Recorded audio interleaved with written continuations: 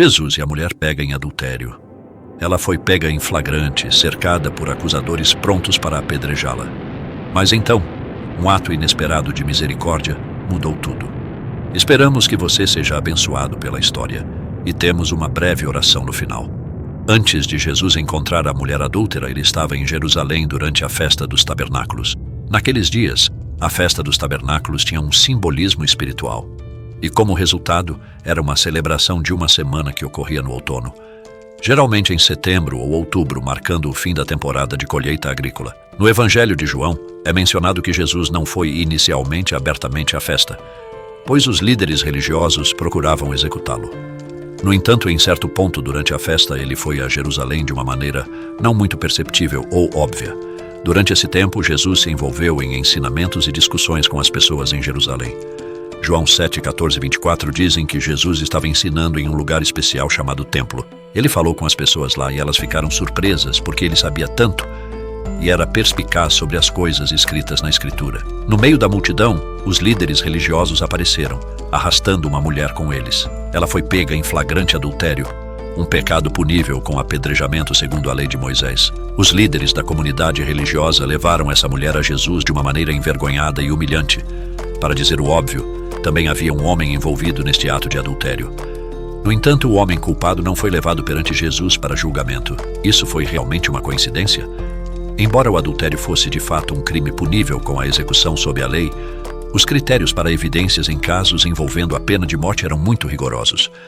Vários testemunhas tinham que estar presentes durante o ato, e todos os depoimentos dessas testemunhas tinham que ser completamente consistentes. Na verdade, praticamente ninguém foi executado pelo crime de adultério porque era considerado um pecado muito privado.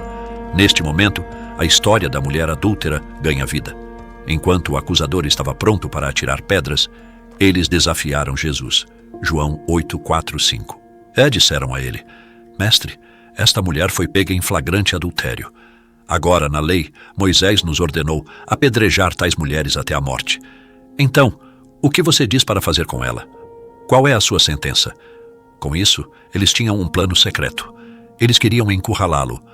Se Jesus dissesse, deixem-na ir, pareceria que ele havia violado a lei que Moisés havia escrito. Se ele afirmasse, execute-a pelo crime de adultério, então Jesus pareceria severo e talvez cruel aos ouvidos de algumas pessoas. Além disso, ele violaria a lei romana devido ao fato de os romanos terem negado o direito à execução oficial por crimes relacionados à religião deles. Isso era um problema muito parecido com aquele que foi apresentado a Jesus no livro de Mateus, quando se tratava do assunto de pagar impostos a César. Deuteronômio 22, 22 diz: Se um homem for encontrado dormindo com a mulher de outro, ambos, o homem que dormiu com ela e a mulher, devem morrer. A lei parece rigorosa pelos padrões de hoje. Em um novo país sem regras claras, isso ajudou a manter as coisas estáveis e evitou que as coisas saíssem do controle. Mas havia outro aspecto na lei mosaica: a misericórdia. Não se tratava apenas de dar punições por atos errados, era também sobre ajudá-los a melhorar, corrigir as coisas e unir a comunidade. O espírito da lei era garantir que as pessoas vivessem harmoniosamente, cuidando umas das outras. O equilíbrio era essencial. A mesma lei que exigia justiça também ordenava amor, bondade e misericórdia. É nessa combinação de justiça e misericórdia que encontramos o verdadeiro coração de Deus. Os líderes religiosos citaram a lei de Moisés exigindo justiça. Eles seguiram as palavras exatas da lei, mas não entenderam seu verdadeiro significado. Sua sede por justiça obscureceu o chamado mais profundo da lei para compaixão e restauração. E bem no meio dessa situação intensa, Jesus fez algo realmente incrível. Jesus se abaixou e começou a escrever no chão com o dedo. Jesus ignorou os acusadores como se nunca os tivesse ouvido. Essa mulher era uma ferramenta para os líderes religiosos que já eram homens miseráveis. Eles a utilizaram contra Jesus. Apresentaram-na como pecadora diante de Jesus, mas ignoraram completamente seu próprio erro no assunto. Eles claramente não se importavam com a verdadeira retidão. Alegaram que haviam pego esta mulher em flagrante adultério, mas não trouxeram o homem culpado perante Jesus. Provavelmente o homem fazia parte de seu grupo e eles apenas usaram a mulher como uma arma ou peão em sua disputa com Jesus. Lemos que Jesus se abaixou. A resposta de Jesus foi ponderada e deliberada. Em vez de fazer uma resposta verbal imediata, ele se abaixou. Então, Usando o dedo, ele escreveu algo no chão, presumivelmente na sujeira que estava no chão. Jesus não mostrou sinais de raiva ou indignação imediata em resposta à situação. Ele não gritou com a mulher ou com os outros que trouxeram a mulher. Jesus fez uma pausa e se abaixou. O que Jesus escreveu tem sido um assunto interminável de discussão para instrutores, pregadores e comentaristas por centenas de anos. Algumas pessoas acreditam que Jesus fez um pouco mais do que simplesmente rabiscar no solo. O verbo que foi traduzido como escrever também tem o significado de desenhar. Algumas pessoas acham que Jesus estava apenas esperando. Alguns pensam que Jesus escreveu o trecho na lei que condenava a mulher adúltera. Algumas pessoas acreditam que Jesus escreveu um versículo semelhante a Êxodo 23:1. Não te ponhas com o ímpio para seres testemunha de injustiça. Algumas pessoas acreditam que Jesus registrou os nomes dos acusadores. Outros acreditam que Jesus escreveu os pecados que os acusadores cometeram. Algumas pessoas acreditam que Jesus escreveu ambos. Muitos acreditam que Jesus seguiu a prática dos tribunais romanos de escrever sua sentença antes de pronunciá-la. A palavra grega normal para escrever é graphein. No entanto, a palavra que está sendo usada aqui é katagrapheini, que pode significar escrever um registro contra alguém. Se for esse o caso, é muito possível que o que Jesus escreveu estivesse relacionado aos pecados das pessoas que acusaram essa mulher. Não há absolutamente nenhuma maneira de saber o que ele escreveu.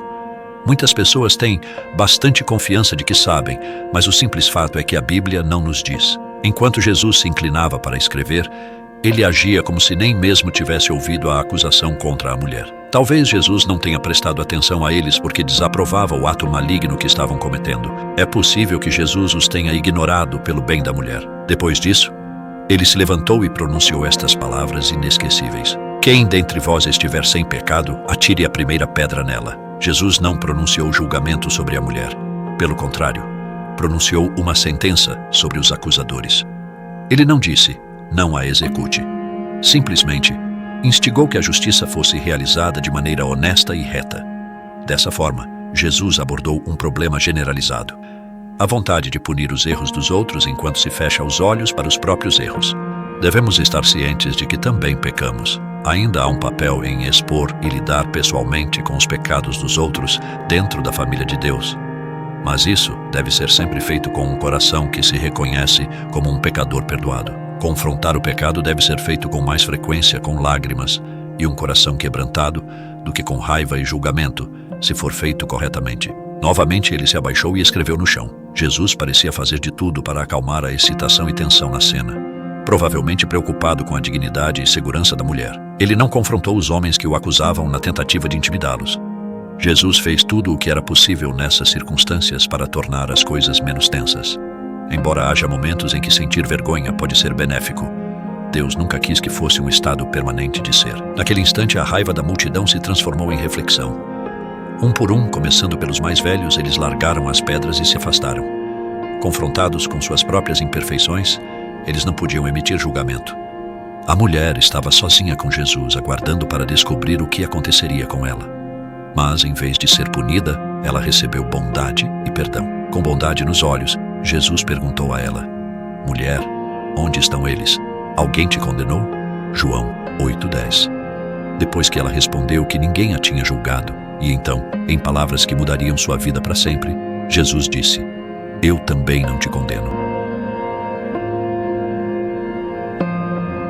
Vai, e não peques mais. Nesse único momento, a mulher experimentou um amor e aceitação que ela nunca conhecera. Ela não foi apenas perdoada, mas oferecida uma chance para um novo começo.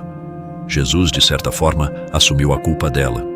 Ele era o único deles que estava livre do pecado. Sendo consciente de tudo, ele tinha a capacidade de ser o primeiro a atirar a pedra, mas escolheu não fazê-lo. Vamos orar. Pai, obrigado por suas misericórdias renovadas sobre minha vida. Obrigado, acima de tudo, pela grande misericórdia que você ofereceu para salvar minha vida da destruição. Eu recebo sua misericórdia de salvação e aceito Jesus, seu Filho, como o Senhor da minha vida. Em nome de Jesus, peço que sua misericórdia continue correndo atrás de mim e que sua bondade esteja sempre onde eu estiver. Eu acredito e confesso você como a fonte e força da minha vida. Confio em sua vontade na minha vida e que eu nunca fique aquém de sua glória. Amém.